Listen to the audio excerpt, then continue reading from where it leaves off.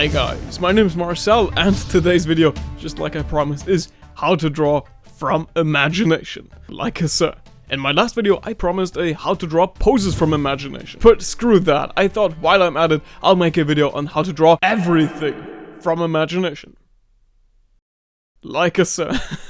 So, in this video you'll learn how to get these weird images from your head onto a piece of paper. I thought it might be helpful to split this video in 3 parts. First, I'll show you 3 ways to draw straight from your head. Then I'll give you a quick step-by-step how I'm drawing from imagination. And for the last part, I don't know, I can't think of a title. There's gonna be explosions, what more do you want? This video is, like always, completely done by me. The art, the filmmaking, the editing, the animations, and I would greatly appreciate if all of you sirs and ladies would spare me your thumb.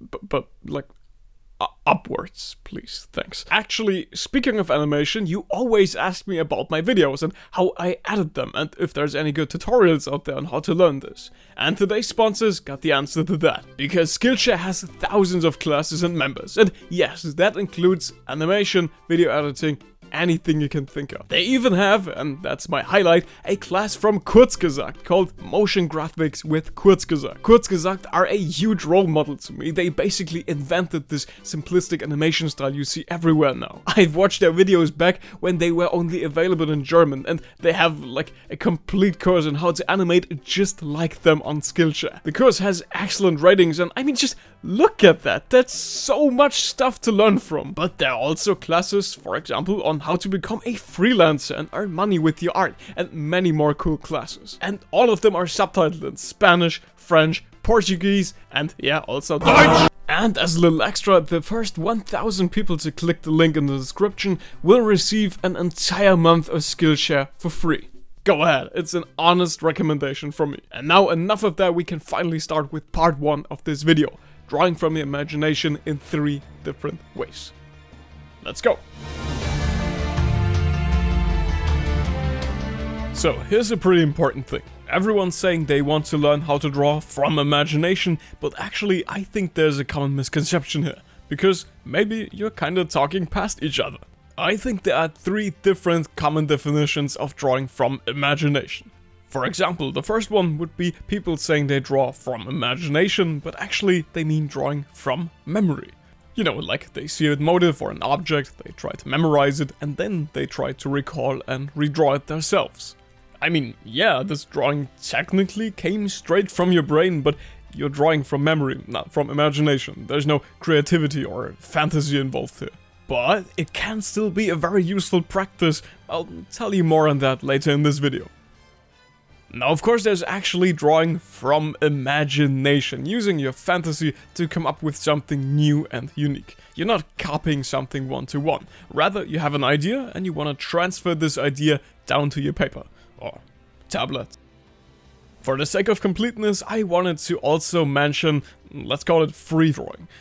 Not having a reference you're copying, but also not having an idea in your mind. Just grabbing the pencil and winging it.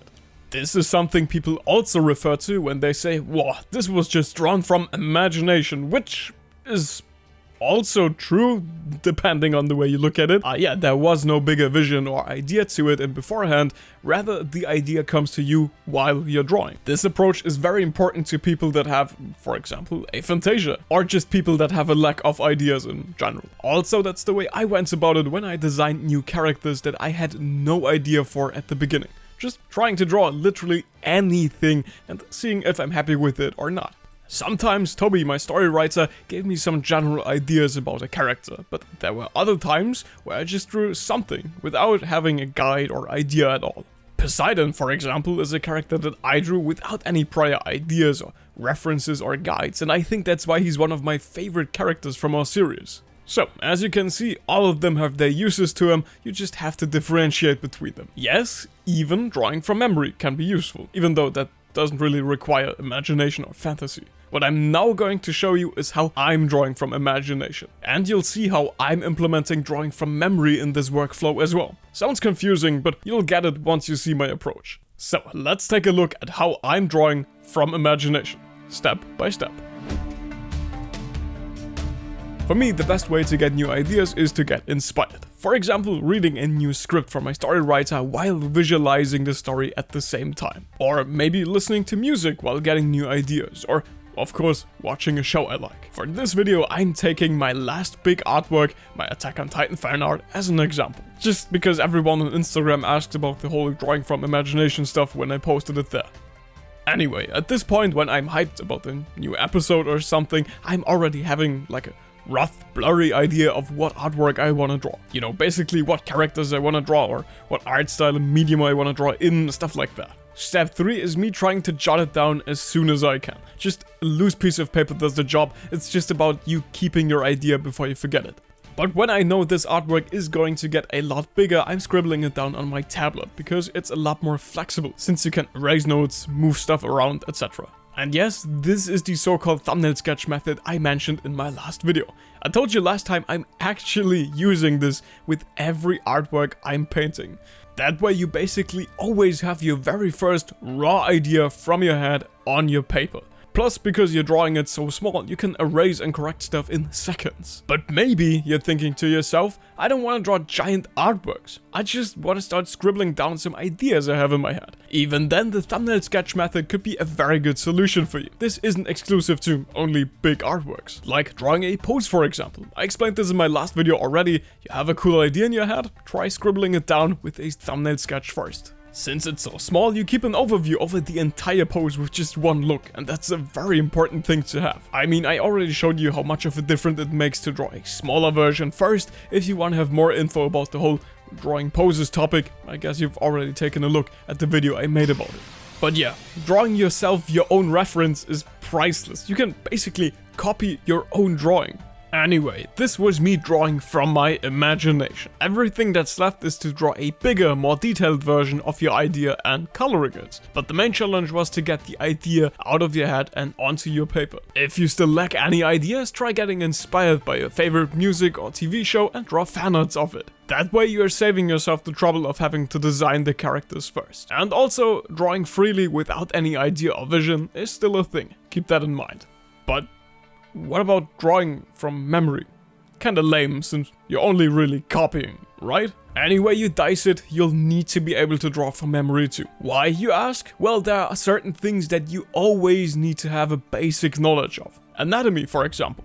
I mean, come on. Raise your hand if you recognize this situation. You have a cool idea in your head, and you now wanna get this idea down to your paper. But somehow, you're not able to. Even your thumbnail sketch doesn't look like much. But here's the question, would you be able to draw the same thing with just a plain cookie cutter looking pose? What was that? This wouldn't work either? Well, then there you have it. You bit off more than you could chew. You tried running before you learned to walk again. But Tony Stark says sometimes you gotta run before you can walk. Yeah, shut the fuck up for a second, that's not how it works. Sorry to burst your bubble, but Santa ain't real. Mew isn't under that truck, and that isn't a shoe, it's a sword hilt. Grow up. If you can't even draw a regular pose, you sure as hell will struggle with a harder one. I don't care what Mr. Genius Millionaire Playboy Philanthropist says, no amount of fantasy can fully replace knowledge and experience. But that's not a problem. Because there is a way to get better with that whole transferring your imagination to paper thumbnail sketch method. The easiest way to get better with that is practicing live drawing. There's a full 1-hour session on YouTube where you can practice it together with me. The catch is it's in German. But if you don't care about that and you just want to see how I'm doing this, it's linked on the top right corner. Just take a look at it if you want. Because if you practice drawing quick and striking sketches, you won't have any more problems with, you know.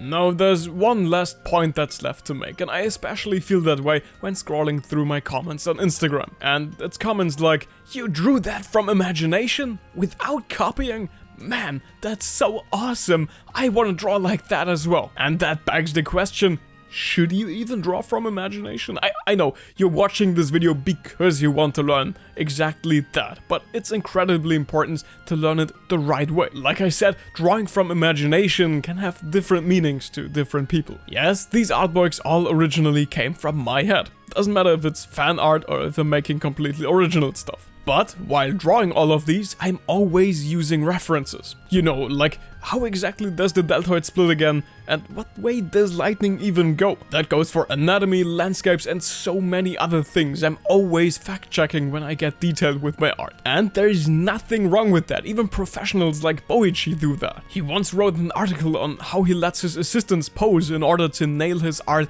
as correctly as possible. So yeah, drawing from imagination does not mean drawing without a reference. And I know for a fact that there will be people out there thinking that your artwork will be more impressive if you manage to draw it without a reference. But that's so dumb. Just explain to me, how exactly does it help you if your artwork would have gotten a lot better if you used a reference, but you just didn't because you were too stubborn? But look at it, this was drawn completely without a reference. Yeah, buddy, congrats. You made your artwork look worse on purpose by not using a reference. Honestly, nobody cares when they look at the final artwork. So, basically, to sum it up, to draw from imagination is to have an idea in your head. Then you're trying to scribble it down by using your anatomy or posture drawing skills from memory, and then fact-checking it with a reference. And since most of you will be having trouble with this part, practicing life drawing will help you with that. I hope I could help you out. Thanks so much for watching. I was pretty busy the last couple of weeks with writing a new book and painting commissions for Amazon, and also, you know, attending my 9-to-5 job 5 days a week. But you can support me by watching more of my content. I have tutorials about a lot of stuff already on this channel. These tutorials were a lot of work and I'd appreciate if you would check them out. Maybe it could help you. Or if you want to go the extra mile by supporting me on Patreon, I'd be very thankful for that as well. You don't have to, however, I know how it feels to be broke. Like I said, I'm not living off of this, so you don't have to support me there. I appreciate you guys watching my videos though, and I'll make sure to return soon. See you guys until then.